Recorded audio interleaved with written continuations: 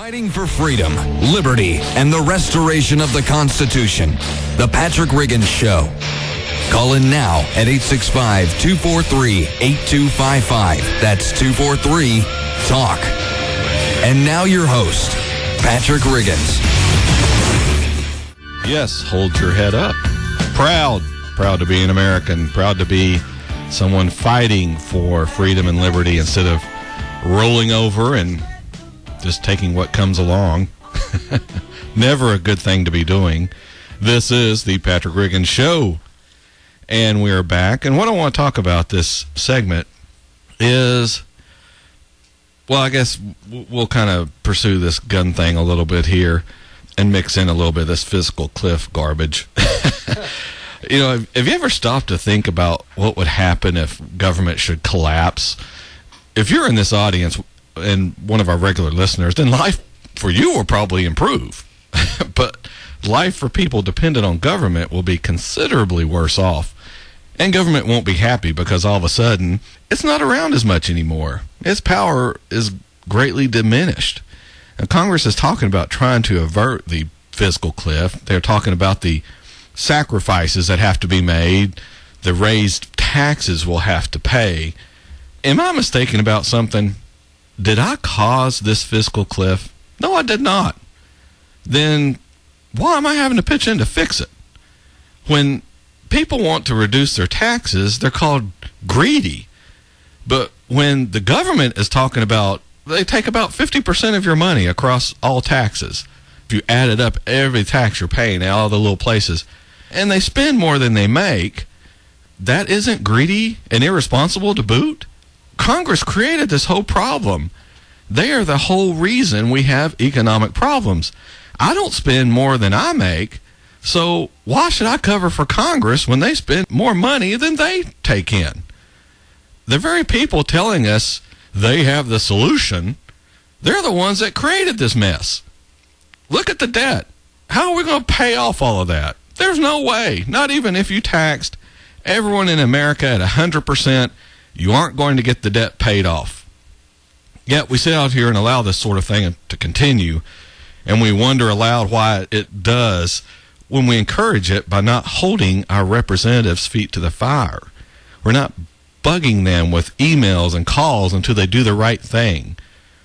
That is the way to start making the changes this country so desperately needs. Part of the problem, and I've mentioned this before, is the very overbearing and absolutely intrusive government we now have. It wants to do everything for everyone. And the problem with that is people don't want to grow up then. People who are dependent on government for providing for them never have to become adults.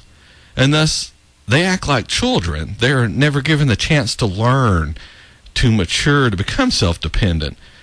Unfortunately, a lot of Americans don't want to be bothered with having to do that. Just like they don't want to be burdened with paying the real price on something. I was reading a story in the newspaper yesterday about how the milk price is going to go up unless Congress renews the legislation which basically subsidizes milk. Now, government shouldn't be doing that, no more than they should be subsidizing anything. You see, we don't want to be burdened with paying the real cost of health care. A lot of us don't want to be burdened with providing our own housing, our own food, or even our own cell phone. So what happened at... Yeah. So what will be happening at that point when government runs out of money, and more accurately, the money used to finance the government's debt becomes worthless? When we do have a financial crisis, and believe me, we're going to have one, we aren't at a fiscal cliff. We went over that a while back. All we're doing now is fighting over parachutes and who we're going to blame. At that point, people will have stopped listening to government. And with the collapse comes the collapse of enforcement mechanisms government has at its disposal. Now, one reason is because the government enforcers now don't have time to worry about working for the government. They'll be trying to provide for themselves and their families. Now, there'll be a core force of government protectors still employed, but the money they're being paid is worthless, and the population will not be as accepting of these intrusions into private and personal matters. That is why it's imperative for the government to disarm as much as possible the population. The reason we have guns is not necessarily to kill others. It is to protect us from others who might decide they want to kill us. Taking up all the guns is not the answer. If one person has a gun, and as long as we have government, we'll have that person. Or more accurately, we'll have those people who have weapons. And thus, we'll need to protect ourselves against them. Besides, guns don't kill people, as you may have remembered from this movie. Your rifle is only a tool. It is a hard heart that kills. Exactly. Heck, even the actor and one-time rap music star Ice-T realizes that guns play an important role in American life, as I played on this very show a little while back. If you're new to this show, and a lot of people are, and you haven't heard his interview on Britain's Channel 4, he was promoting a documentary film called Something from Nothing, The Art of Rap, which chronicles rap music's beginning. Now, during the interview, this was a little while back, the news of the shooting in Colorado came over the wires, and the interviewer asked him about gun control and what his thoughts are on owning guns. Now, here was his reply. Well, I'd give up my gun when everybody else does. Of course, this surprised the interviewer, being in Britain, and then Mr. Ice-T followed up with this. If there were guns here, would you want to be the only person without one? Yes. So what Ice-T was referring to was the fact that gun regulations are pretty stiff in Britain for law-abiding people.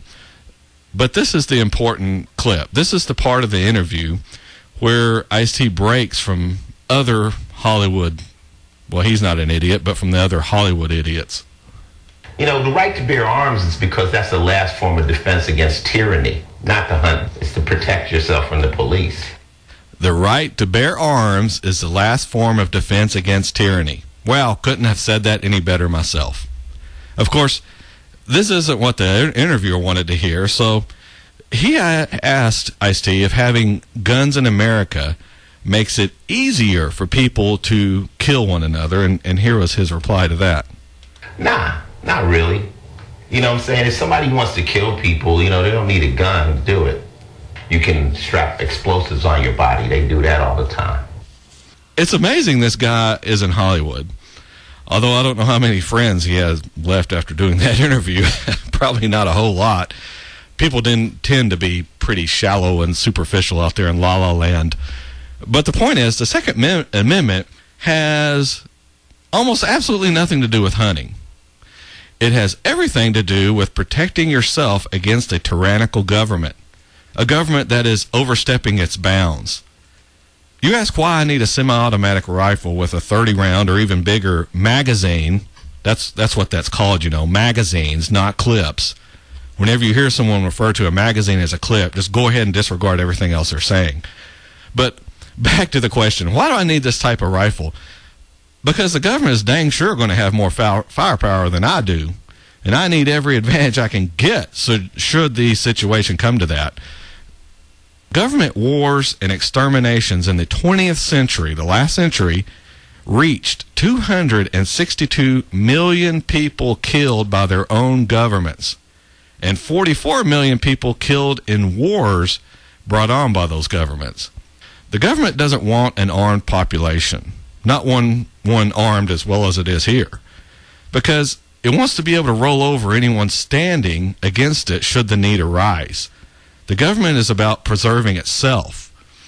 You see, if it comes down to you or the government's going to choose itself, just like you would.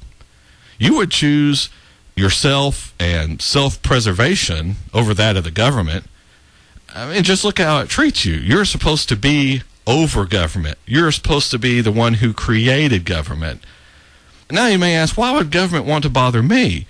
Why would they deem it necessary to take enforcement action against me? Oh, I don't know. Let's say the government decides something you are doing is illegal. Let's say you're smoking pot in a state where it is legal, but the government of that state decides to make it illegal. So with a stroke of a pen, within seconds, you went from not breaking the law to breaking it. And what changed? Nothing. Other than the fact someone in government now says you cannot do that activity anymore. Let's say it's something you cannot control, like your heritage. Just ask the Japanese here in America during World War II. They weren't doing anything wrong, yet it was deemed necessary to ship them off to internment camps. What if the government decided they were terrorists and now has the power to hold them without trial, without having access to a lawyer? How far is it to step on over and say it would be better and cheaper just to go ahead and deprive them of their lives?